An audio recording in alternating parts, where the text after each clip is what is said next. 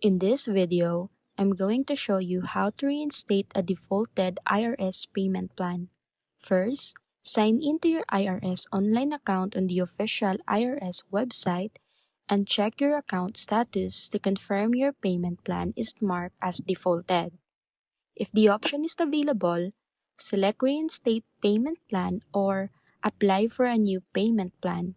You may need to pay a reinstatement fee and make a partial payment to show good faith, and make sure all required tax returns are filed and that you are current on your most recent tax obligations, as the IRS will not reinstate a plan if you have unfulfilled returns.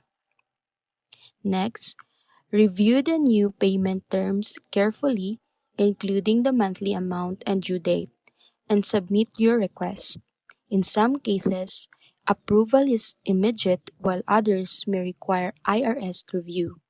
If you're unable to reinstate the plan online, you can contact the IRS directly for assistance.